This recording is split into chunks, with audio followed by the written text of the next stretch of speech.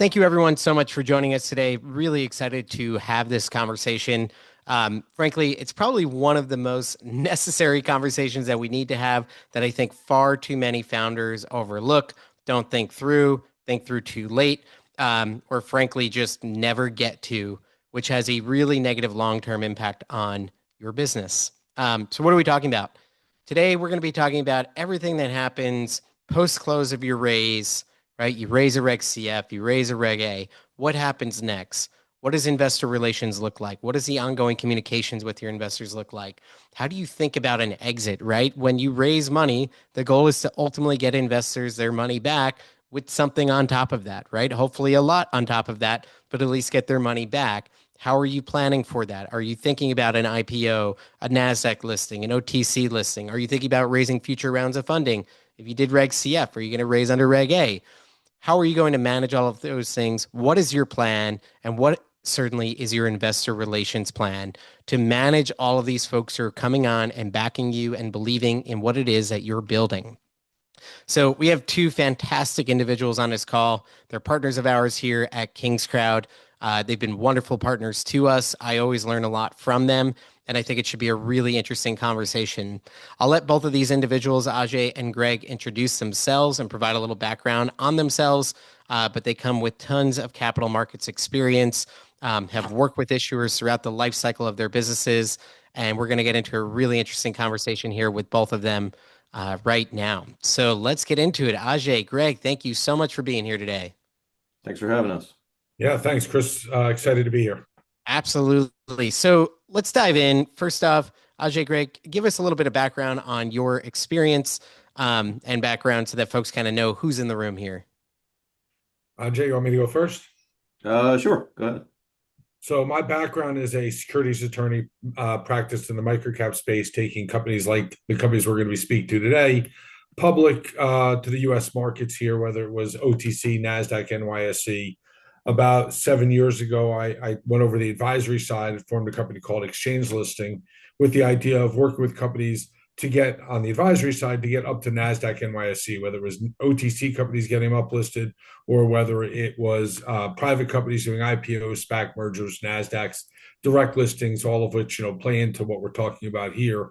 I've worked with crowdfunding companies on the legal side, now on the advisory side, going back 10, 15 years to when Reg A and Reg A Plus were first created. So a lot of experience in terms of taking the companies once they're done with the crowdfunding through the next phase, which we'll talk more about. Outstanding. Ajay.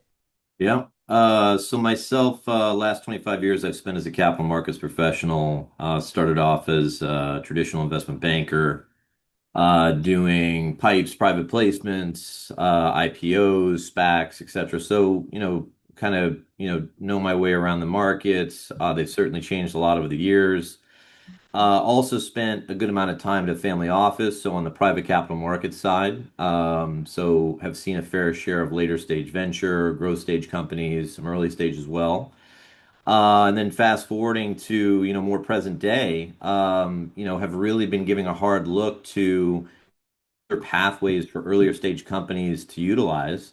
And naturally, Reg CF, Reg A plus, 506C, all those different pathways have been very interesting. They've evolved over time, and I think they present a great opportunity for capital formation, especially given the markets, given how ventures tightened up a bit over time, and it provides early stage companies with yet another option to pursue. Something interesting that I see with founders all the time that I talk to is first up, they'll say, we want dollars, and I'll be like to raise two because it's going to and it's going to cost you $500 to make that mistake of almost raising too little funds, I think, too often. And they raise the money and they're like, okay, well, I'm good for the next year, right? I'm covered. I just did a CF. I got $1 million in the bank. I feel good. I'm happy. And they kind of just move on and keep running their business and don't pay attention to the fact that they just raised $1 million for maybe 500, 1,000 people that they don't know. And then they realize they need to go back to the well, right? A year later, maybe it's 2 years later, and they haven't kept any of these people up to date. It's something I see far too often. nearly a third of companies in the Reg CF and Reg A markets are repeat issuers who are coming back to the well time and again, which there's nothing wrong with. That's something that occurs in the venture ecosystem, the private equity ecosystem. That is very normal practice. But in order for that practice to work, there are steps in between when you raise now and when you're going to raise later that you need to take care of. Can we just dive in on the importance of investor relations and managing this new group of investors who are coming into and backing your business post-close? Sure. I can take the first, kind of stab at that. Listen, I think you're absolutely right. I certainly have a viewpoint of when a company raises, whether that's under Reg CF, Reg A plus, or, just, regular venture money. When they do a raise, that's really, kind of the starting point. The clock starts ticking. And I mean, the next 30, 60, 90 days, very important for the company, not only to execute, I think that's expected. That's what they've been presenting. That's what they've been pitching. That's how they got, whatever the funding was. But really having a robust investor communications platform system in place, highly crucial because you want to make sure that your stakeholders that you brought in are, kind of happy with what they see. There's certainly, the first kind of line of support that you have.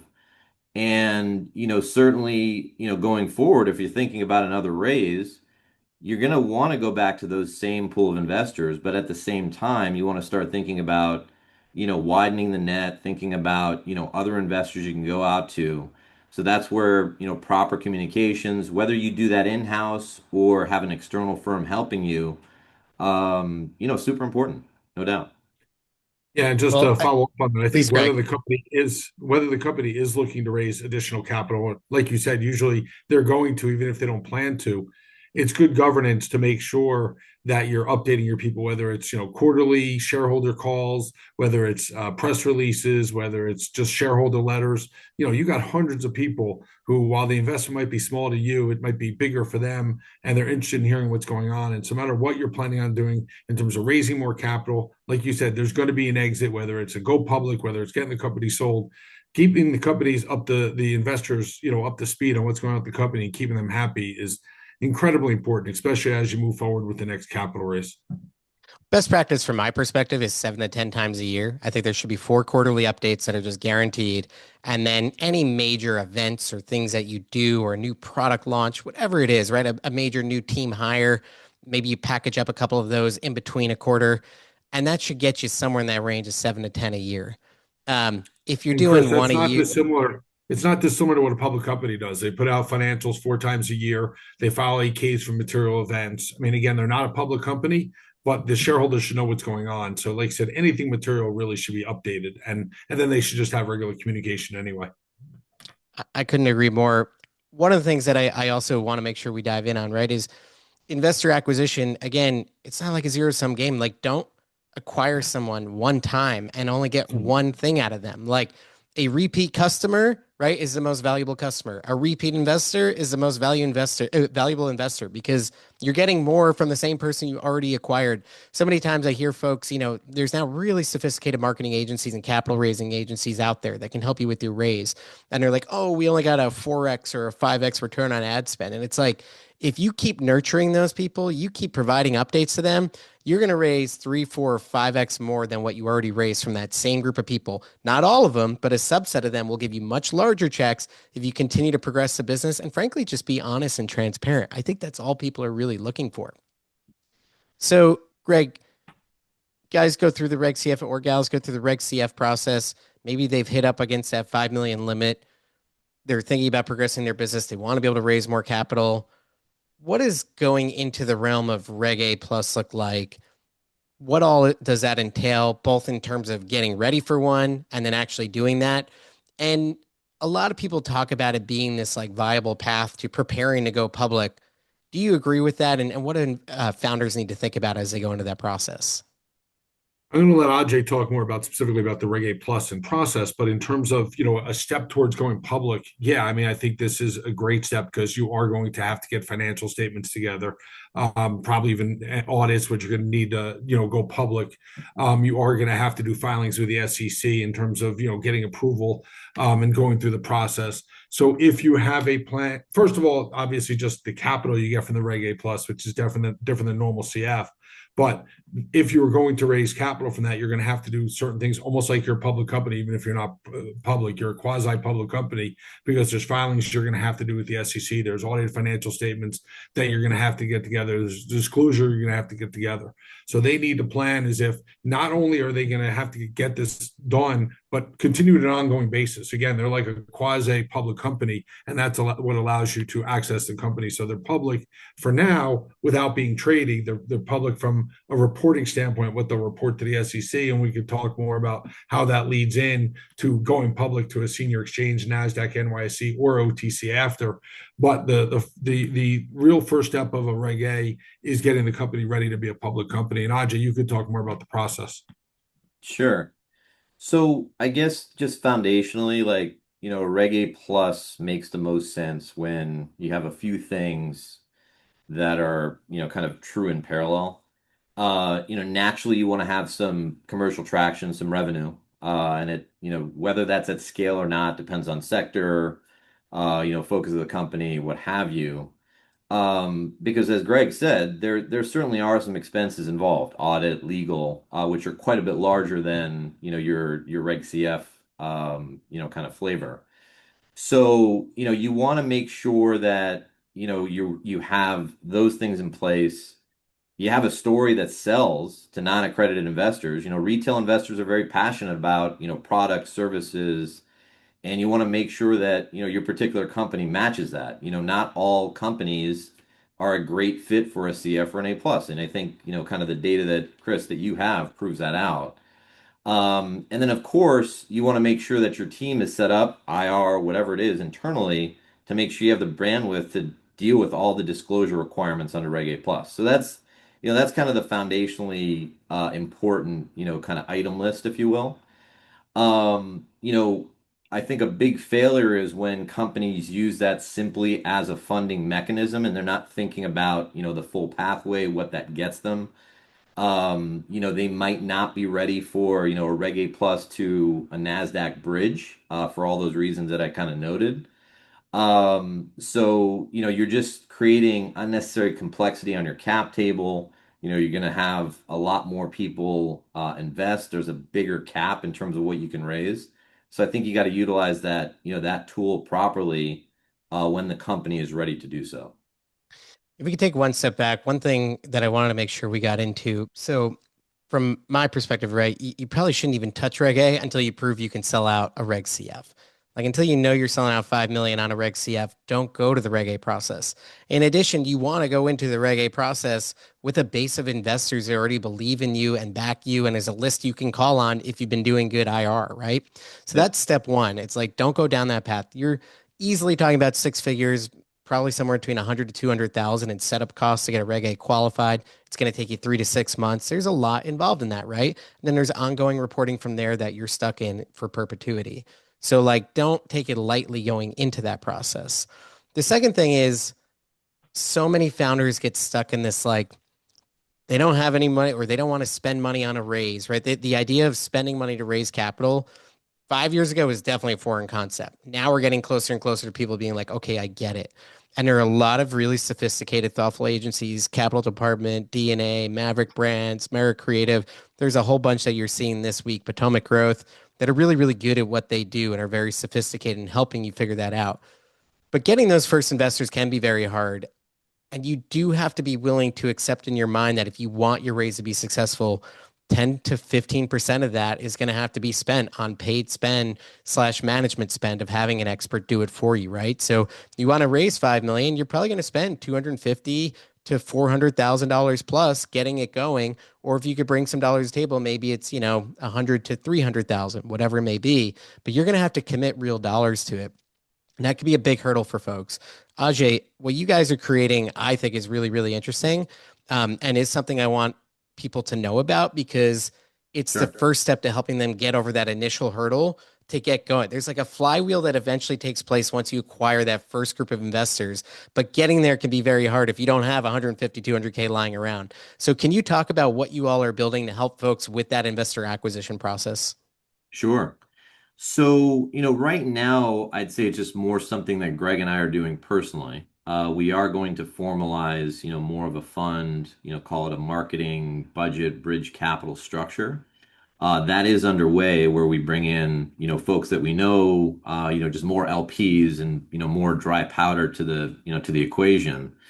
But, essentially just that, we want to bridge the divide where if a company checks all the boxes of, being a really good Reg CF candidate, and then of course, that probably would make them a good Reg A plus candidate. We want to be able to provide them with the capital necessary to get that offering off the ground. So I think this is especially important for Reg CF companies and certainly for Reg A plus companies that are just kind of looking for that, kind of shot in the arm where we will kind of take on those ancillary costs that they don't necessarily want to peel away from cash flow.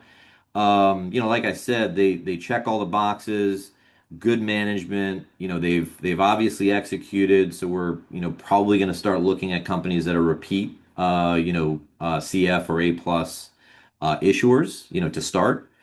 But really providing that capital so that they get off the ground, they're up and running, they get their first close done with meaningful money in, and then they can repurpose that money. Listen, if they were to come back to us and their numbers and data look great, their return on ad spend is really strong. That's something we're going to look at as well. But at least getting that first piece done and giving them that 150 to $250,000, depending on what the need is and where they want to spend it. That's something that we want to, put some more shape around for sure.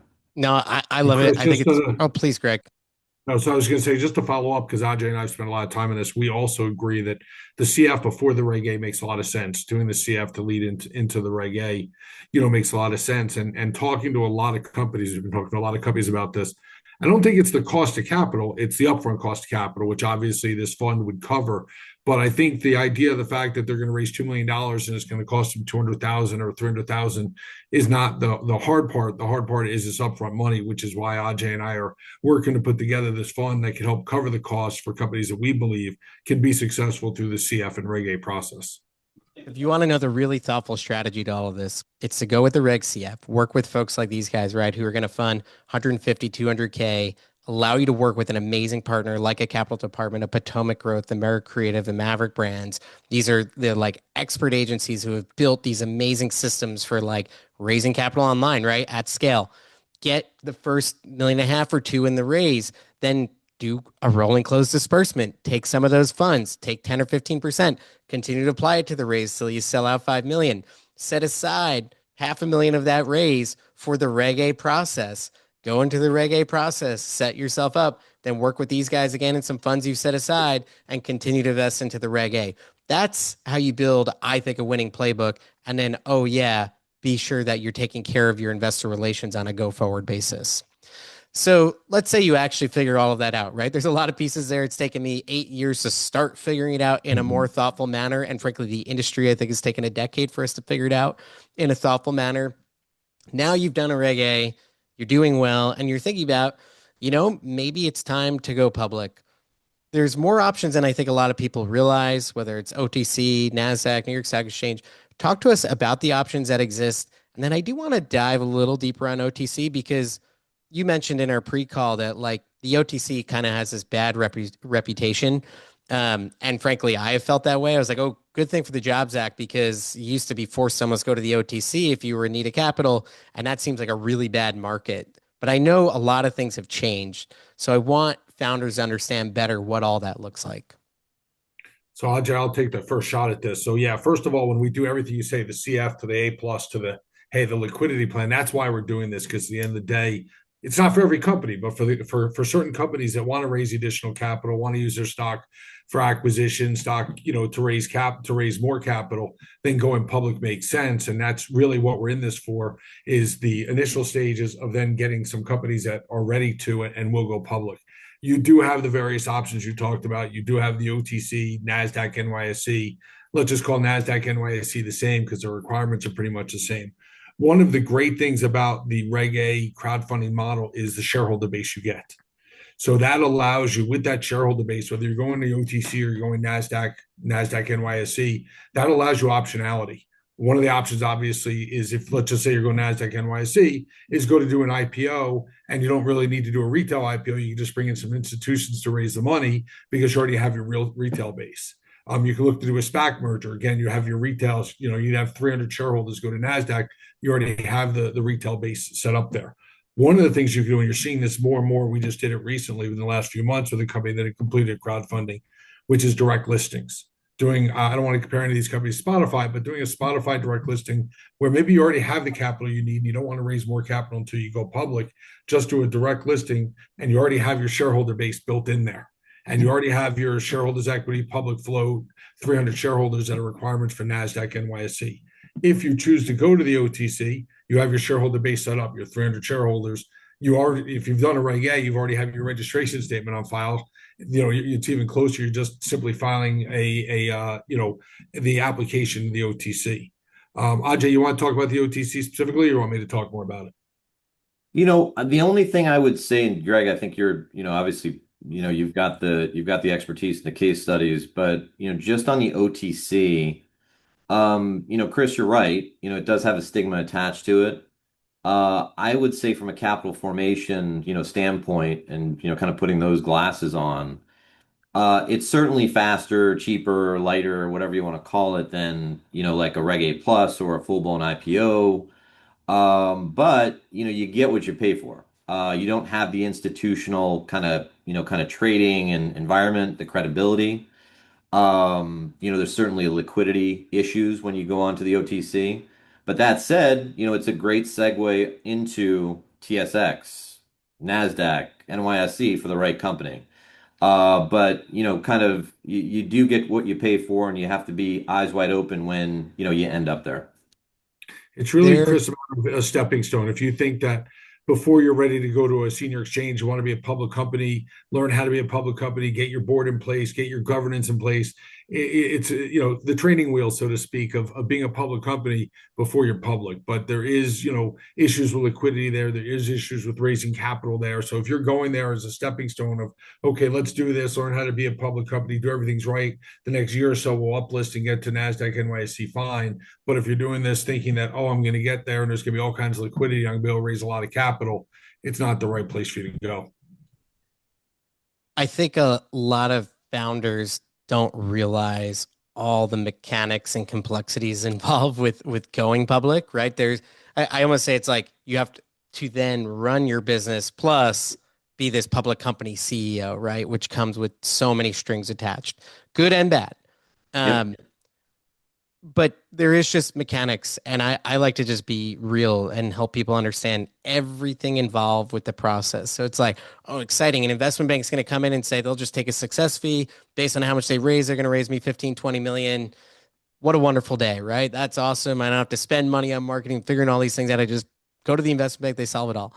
But there's a lot more involved than just the investment bank, whether it's the transfer agents and what is that, right? Whether it's, your lawyers and your accountants and your IP protection. There's so many pieces.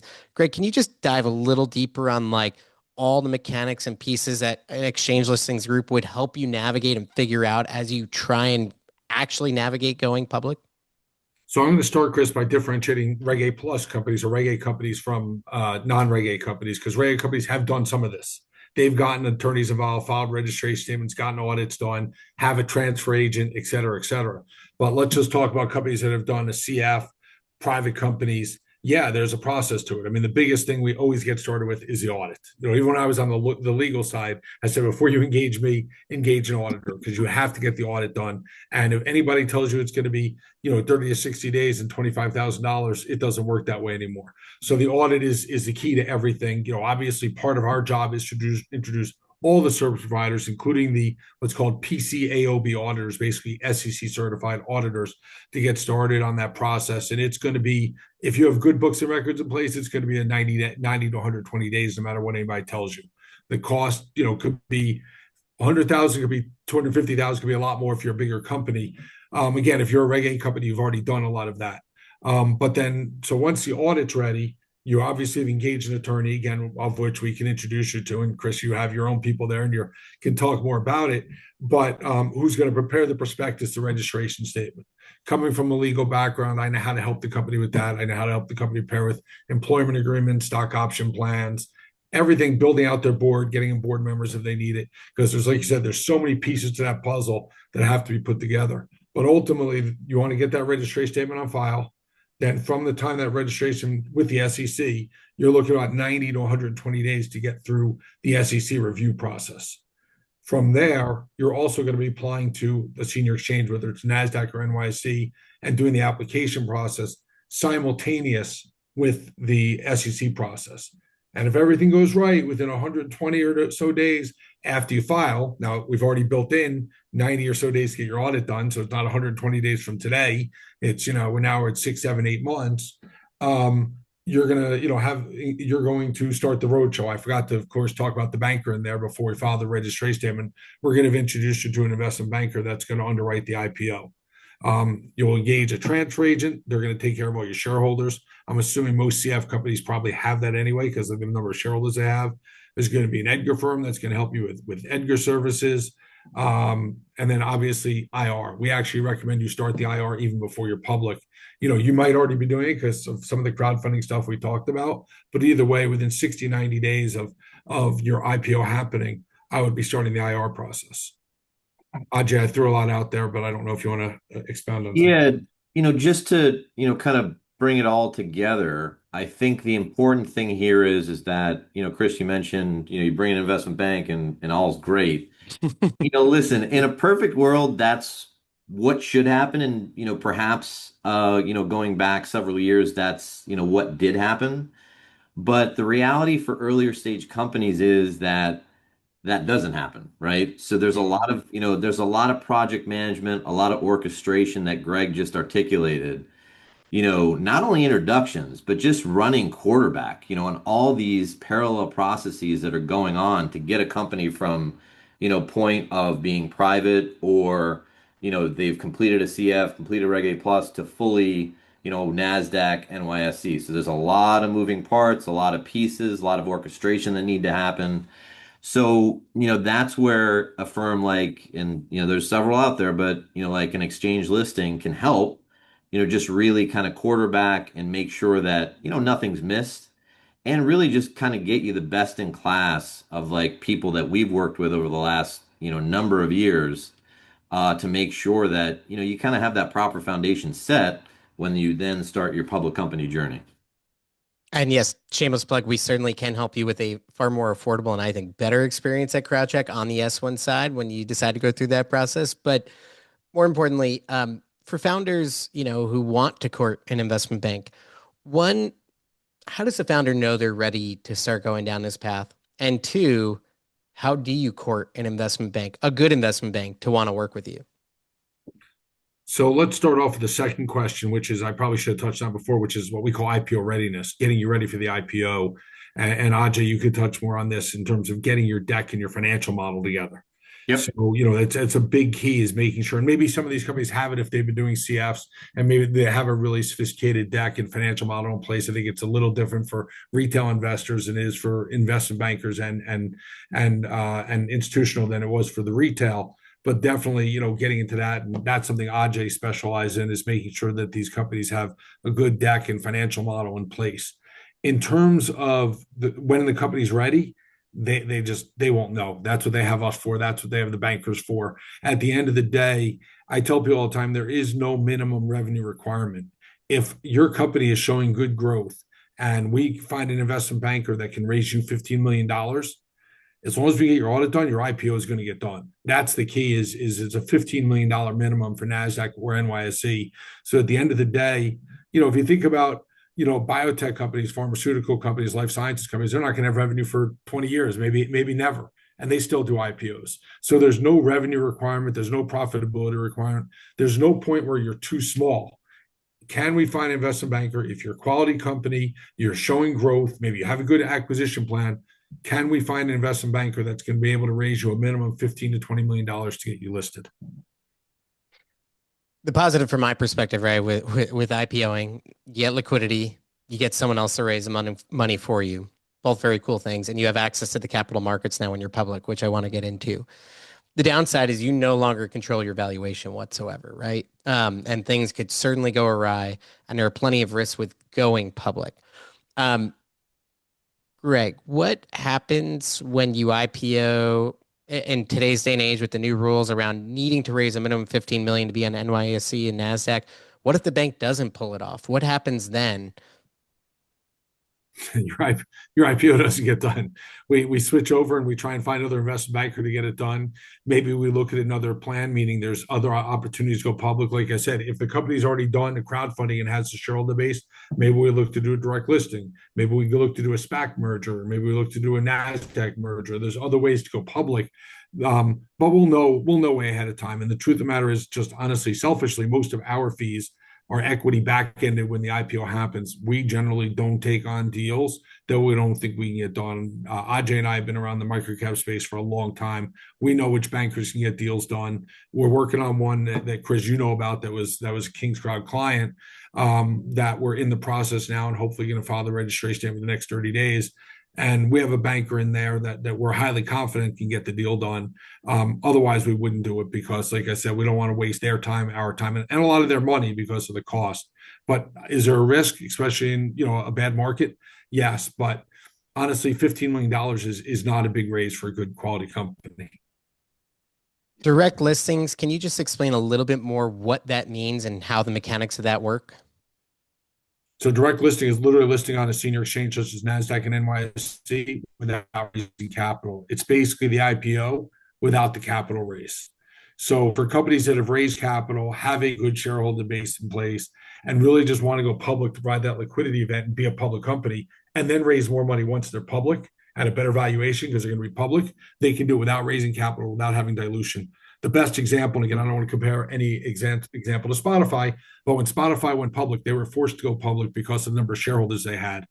They had billions of dollars in the bank. They had no reason to want to raise money. So they did it through a direct listing, getting their shareholders a liquidity event, but did not raise capital when they did it. So a bank came in, set the valuation, helped make the market on an aftermarket basis. And the selling shareholders, in this case, the CF shareholders, would be the selling shareholders instead of the IPO investors being the selling shareholders and having that selling pressure. So there's a lot of pros to the direct listing model. Just if the company understands that there's no capital raise as part of the IPO process or as part of the go public process. But once you're on a senior exchange like Nasdaq and NYSE, there's no issue raising money. Something that's been a bit of a concern for me is seeing these, issuers have done Reg CF, sometimes Reg A, they go public, and then the share price drops precipitously. And part of that seems to be actually, funny enough, the behavior of the Reg CF investors who are all like liquidity event and they try and sell as quickly as they can. What do you think can be done to help manage this? What can the founders do better to help try and create a better outcome for their investors? What are your overall thoughts on this kind of dynamic that continues to occur? So I can definitely chime in on that one. Everything that you guys, kind of discussed about, just readiness. Listen, whether you're a private company or already public, it's always about, kind of the right path at the right stage. That's always important. So when you're pushed into a Reg A plus too quickly, forgetting about all the costs that are associated just with that mechanism, you now have a whole nother layer of issues, SEC reporting, IR, etc., that you have to manage and execute alongside your business. So I think the key is that if your advisors, if your internal management, if they're not all aligned, if they're not looking at it the right way with patience, looking at it, from the lens of like, okay, we need to execute. We've taken on, outside money. We're going to do right by that, use it properly, hit inflection points, hit milestones. Those are the types of companies I think, we all need to like look for and push down these different pathways, depending on size, scope, whatever it is. Because when you do something with the wrong foundation, wrong mindset, you're like, oh man, Reg CF sounds great. Let me throw it up on WeFunder and just watch the money tumble in. That's not the case. It's not going to happen. You're going to spend a lot of money on marketing, a lot of money, a lot of time, most importantly, time. I think we just have to be far more kind of discerning, selective with, what companies we bring through these different pathways. And, the rest will certainly sort itself out if all those things are kind of in alignment. So that's one thing. Certainly, if you are, down the Reg A plus, pathway, you've raised money and, you've hit all your milestones, man, you're probably a great candidate for a Nasdaq listing because that's going to get you further along the lines of, your business plan, hitting your next set of milestones. And there's no better place to do that than the public markets, provided that, you're ready and all those other things kind of lined up. Once you go public, I just was trying to hit on being realistic about going public and that your share price can now be shorted, right? Your share price can drop precipitously. A lot of sellers could be in the market and not enough buyers. There are Yep. challenges. And then you have to manage all of that and you have to speak for it and you have to be careful with your language because there's so many rules around what you can and can't say as a public company. It comes with its share of headaches, there's no doubt. But there's a reason people go public, right? Yes, liquidity is a portion of it, but also there's the access to additional capital, especially if you have a good investment bank. So post your initial IPO, what optionality do executives and founders have to continue to raise capital for their business in the public equity markets? Jay, you want to touch on it? Or you want me to take this one? Go ahead, and I can chime in. I mean, you have complete optionality. Once you're on a senior exchange, there's so many ways to raise capital. You can do what's called a PIPE, a private investment in public equity, which is basically just a private placement, but for a public company. Usually comes with registration rights. But the way that most companies do it is to have a shelf registration in place, basically a registered offering, which is underwritten by a bank and just allows them to raise money as they need it, as the market, goes up. So let's just say they have the shelf in place and the shelf based on their stock price and liquidity is for $20 million. And let's just say they need to do an acquisition tomorrow and they need to raise $4 million. They draw down on the shelf and it's usually done at a discount, a small discount to the offer, to the current price. So let's just say the stock's at $10, maybe they do it at $9. It's called it could be an ATM at the market. But having this shelf in place, some people we call it an equity line. You can have an equity line in place. Once you're on a senior exchange, and honestly, Nasdaq, NYC does not matter. All the banks are going to be running to you to help you raise capital. Then from there, you just want to be strategic about it, do it at the right time. But there are so many ways. Again, it could just be a registered offering. It could be a shelf. It could be a PIPE. It could be an ATM. It could be an equity line. There's so many ways to raise money once you're on a senior exchange. But the way that most companies do it is they have this shelf in place, and it's literally called a shelf because it sits there, and then you use it as needed. So if you need it tomorrow to pay for something, it's there and you can draw down on it. If you have a huge liquidity day and your stock takes off and you don't even necessarily need the capital, but your stock jumps up and you have a lot of liquidity and you want to draw down on it, you can draw down on it. So there's so many avenues to raise money at better valuations once you're on, Nasdaq NYC, which is why the direct listing model is something that's really interesting because as opposed to doing the IPO and having to raise money at those prices with those investors, you don't necessarily raise money, but then once you're on NASDAQ, you can immediately raise money at a better valuation doing this, ATM, shelf, whichever you choose to do. Couple things. If folks want to enter questions, please do enter them into the Q&A section. We're more than happy to get to them before the top of the hour. Would love to hear what's on your mind. Again, seeing so many deals, in recent years that have struggled in kind of the microcap space. And I don't know if you could define kind of what the microcap space is, what that valuation is and below where it's considered microcap. There's not a lot of coverage on the microcap end of things, right? Because the Bank of America's, the Merrill Lynch, they're not covering the space. There's no analyst covering your company when you're worth $20 million or $50 million. What are the best practices? What things can you do to try and keep your valuation in a healthy place rather than seeing a bunch of selling shareholders driving that price down or short sellers, messing with your price?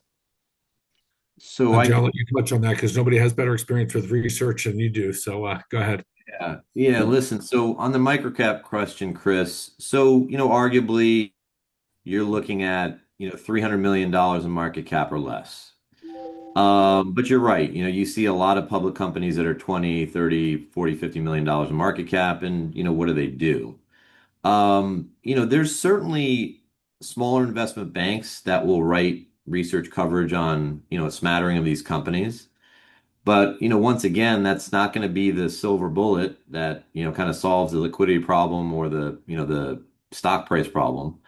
Certainly you want to have a strong IR program in place. If you have somebody internal, if you have an external agency, also important to have. But really, at this early stage, it's really about, kind of showing your existing shareholder base that you know how to manage being a public company. So you have all those, kind of things in place from a housekeeping perspective. But then you just go off and execute. You kind of, you have a plan, you have a forecast, you have a model, whatever you pitched, and you actually fulfill on those, pitch points that you made. That's the most important thing you can do, outside of garnering like, big bank research coverage and, a huge amount of like IR support that, naturally, if there's awareness and kind of that brand building out there, that's going to drive your price up if you're executing. Investment bank selection is certainly very important, right? At the end of the day, they're the ones who are raising the capital for you, which again, as a founder is kind of like a beautiful thing. Someone else doing it for you. But there's a lot of probably questionable, small investment banks out there that could do more harm than good. Greg, what are some of the questions that you look to ask investment banks as you're going through the process of finding that right partner for the companies you work with to make sure they're a good partner, that they're the right partner, that they're not going to set you up for failure? I mean, to be honest with you, I don't need to ask those questions anymore, Chris, because I know them all, and You know I who's know, who. I know who's who and who to deal with.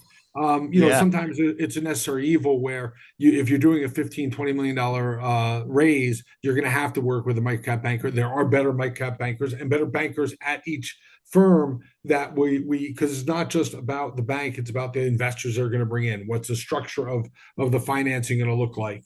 So that you're not going to get crushed as much afterward. How much institutional versus retail? Obviously, the more retail we can get in there, the better. I mean, if you could bring in, somebody that does like an A, you could do a Reg A plus IPO and have a retail, and you don't have institutionals, crushing you off the board. But the key is definitely trying to find that banker, raising the capital, better funds, better money. The bigger money you could bring, if it turns out that we're talking about a company that has 100, 150, $200 million valuation, and instead of raising 15 to 20 million, we're talking about raising 50 million. Well, then you can go to the Jeffries, the Oppenheimer, the Cantors, and then you get all the stuff that you're looking for: the non-deal roadshow, the research coverage, analyst coverage, and honestly, just better investors. So the extent that we're going to go there. But if you're going to work in the microcap space, there are better bankers that can do good institutionally led deals, that have real investors in there that actually care about the company. And then it's what Ajay talked about with the IR and everything else. And honestly, it's building a business. If you raise enough money and you take that, and if your stock gets hit initially, and you take that and you run a good business, it'll take care of itself in the long run. Again, yes, you have to do IR and there's certain things you can do. But if you have raised enough money and you have a really good growth plan and you do it, eventually it'll take care of itself. I couldn't agree more with you on that front. I do think long term, and again, it might be long term, it might be another 5 or 10 years, but that's part of the game here. Um, I did want to make sure we hit on the Newsmax story. I think a lot of people saw that and were like, "Whoa, Reg A, IPO, what all does this mean?" Can you talk about what Newsmax did, why it worked so well, and what that model is, so people understand it as they consider their options? Jay, you want to touch on it? Yeah, so I can talk about, just kind of the pathway that they used. And Greg, since I think Mark and digital offering a little bit better than I do, you can probably talk about, just kind of him and his relationships, etc. So, listen, I think we touched on this at the outset of the call, Reg A plus to Nasdaq directly occurring. So I think that Newsmax, a great fit for Reg A Plus, given what they are, right? They have just the company that makes sense to do a crowd fund. Now they chose to do a Reg A plus because they needed a lot of money to build out their platform, awareness, everything that they do. So it just made sense to utilize that pathway. And I think from the perspective of the investment bank that did the deal, they realized, guys, we don't want to bring in structured investing here. We want to bring in the right set of investors.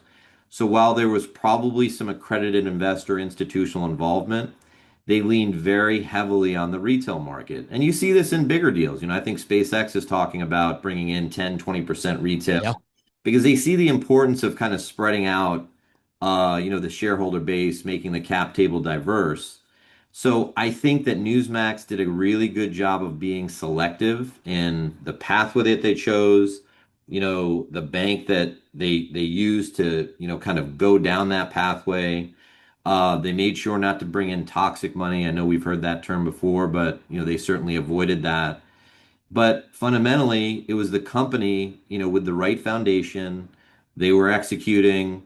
They used the money that they raised in that Reg A plus IPO, if you will, properly. And, we see the results of that. So, that's my, kind of take on it from the capital formation perspective. But, Greg can certainly speak on, the more the nitty gritty on the, the investment bank side of things.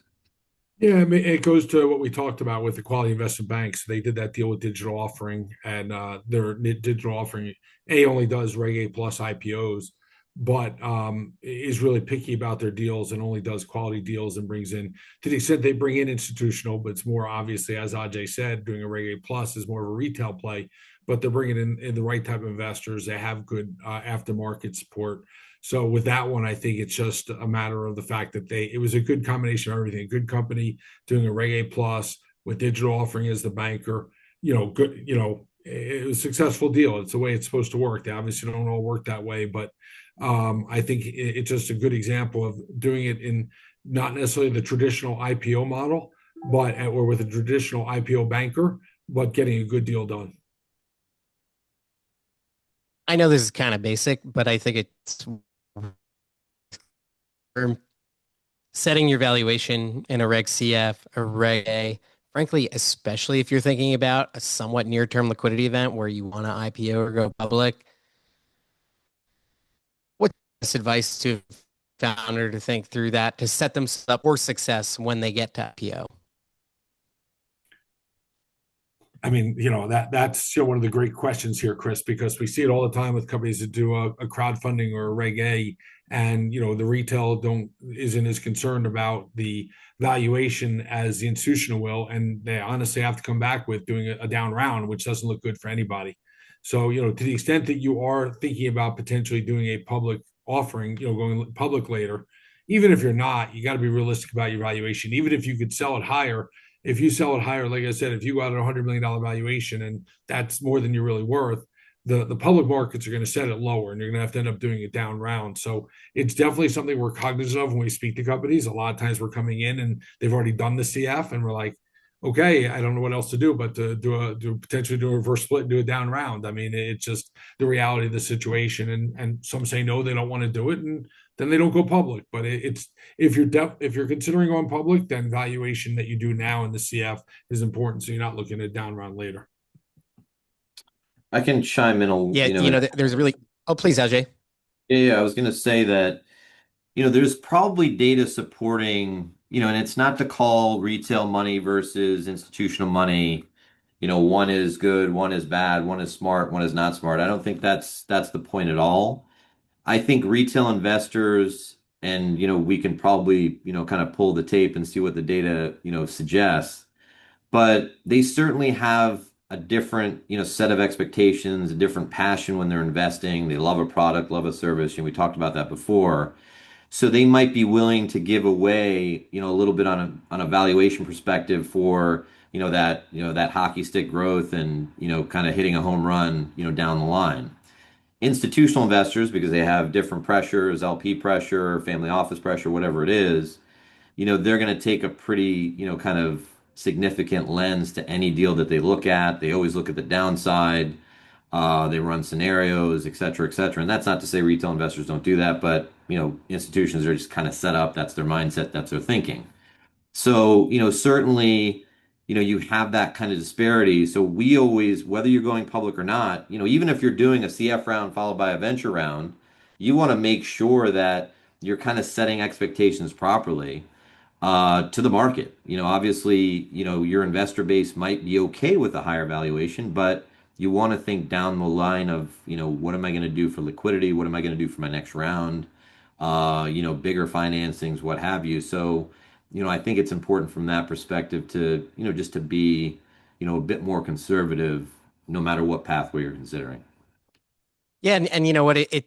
Yes, retail for sure, but it's not just retail. The private markets just command higher premiums because people are betting on you growing into that valuation, right? And they Yep. know there isn't going to be a reset in the market because someone decided to trade their shares at a lower price. So there's that control around it where, venture capitalists do it all the time, right? They just keep pumping up the valuation, but then why are they staying private longer? Well, because they know if they go public, they're going to get completely demolished, and they need to first grow into that valuation. So I always say it's like in the private markets, you're raising on the optimism of the future.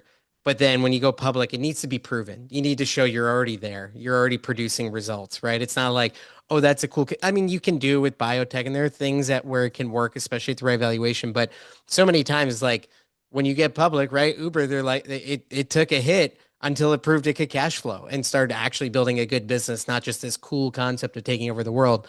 So Yep. there's just, to your point, there's such different expectations in the public markets, and public equities will always have a lower premium on valuation, like in terms of revenue multiples, EBITDA multiples, than I think traditionally the private markets will have. So always being a little more conservative, I agree with you guys, I think is really, really important and to the process as you set yourself up longer term, as you raise capital along the journey. So, if there are founders on this call, they're thinking about potentially wanting to go public or go through the process of thinking through the next 5 years of their business and where they're headed and what they want to do from a liquidity perspective, all of that. Um, what can they do? Where can they go to chat with you guys? I think you guys are a wealth of knowledge when it comes to thinking through, we could help you think through Reg CF, Reg A, but then it's now there's that next step and it's a big, big leap. How can they interact with you and set up time with you to kind of learn about those things? Sure. Um, Listen, I guess I'll speak for Greg and, obviously for myself as well. We're always happy to speak with founders, even if that's to kind of deliver news like, what, not the pathway for you yet, could be in, 1, 2, 3 years. We're always going to be honest with whoever we talk to because we want, number one, it's not always about the money. Obviously money is spent no matter what pathway you choose. It's about the time you're spending. You'll never get that back. Money can be won, lost, gained, whatever it is, but time is, kind of one direction. So we want to make sure that we're spending our time, their time properly. But listen, if it comes through referral, if they reach out to us directly, always happy to take the call. Awesome. No, that's great. And we'll share your contact info with all the folks who signed up for this. From my perspective, part of this is just having the right infrastructure in place, right? To be prepared. One major lesson I took from doing a Reg A, frankly, too early in our journey was that like I really kind of needed a CFO in place to manage it. Like I ended up spending, and to this day, but I've learned a lot, so I've gotten a much better place. You spend so much time just managing your finances, doing your books every 6 months, making sure you're up to date with everything going on in your business because you're being questioned by your accountants, you're being questioned by your auditors, you're being questioned by the lawyers. It becomes a massive time sink rather than just building your business.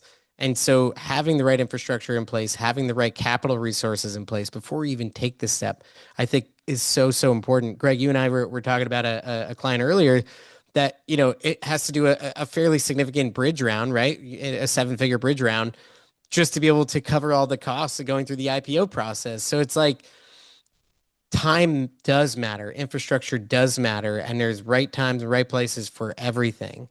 Um, would love for you guys to kind of provide your parting advice to the folks on this call as they're thinking about kind of the long-term journey of their business and setting themselves up for success for an actual exit and liquidity event. Sure. So I guess, as we started and kind of the title of this webinar, don't look at the raise that you do as the finish line. It's certainly kind of that starting gun, and that's what investors are going to judge you on for the next 2, 3, 4, 5 years. And I think remember that investors didn't just fund, your product, they're funding your kind of future vision. So you want to make good on that, that set of promises. That's kind of the punchline that I'd want to deliver. I love Yeah, I that. mean, Greg? I think similar along the lines, and I think it's a lot of what you touched. It's just being prepared, get prepared and communicate. I mean, start planning now for what you think your exit plan is going to be. It might not turn out to be that way. It might not be a public, it might be private, but start thinking about the fact that if you're going to do a CF, you're going to have hundreds and hundreds of shareholders. You're not just answering yourself anymore. And what are you going to do to let those people eventually have a liquidity plan? And most important is how are you going to communicate to them? And Chris, that's how you started the whole thing off. But it's like a relationship. If you have an open line of It is. communication and people understand what's going on, it changes everything. So just go into it knowing that whether you go public or not, the CF alone, like you said, the Reg A alone is a part-time job, maybe a full-time job, or you need a CFO to handle it. You're going to need a transfer agent to handle all the the issuance of the stock, or somebody to keep track of all the records. So there's a cost both from a financial standpoint and a time standpoint that's going to take away from your business.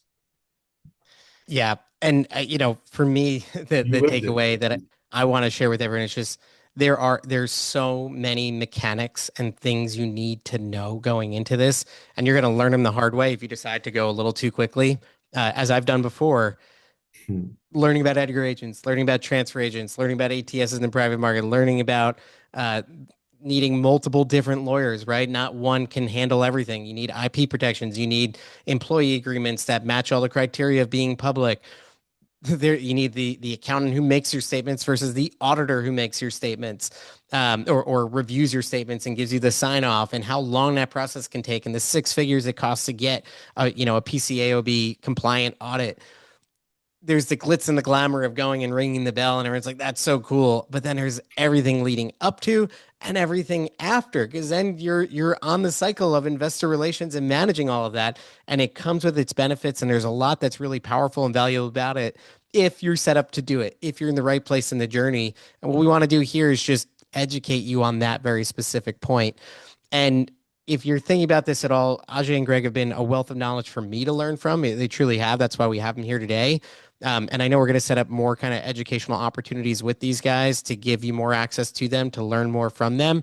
But if you're going to at all consider going down this path, this isn't really a plug for them. This is just don't go it alone, because you're gonna screw it up. I mean, I've had some of these micro investment banks reach out, oh, do you want to go public? And I knew I didn't, but it's like, you could so easily get sucked into these things. And I've seen friends who are founders get sucked into things that were not right for them and put themselves in a really big hole. And I don't want to see that happen to anyone. I want you to set yourself up for success, have an amazing IPO, raise a ton of money, have access to the capital markets, have a great outcome for your investors. That's what we want.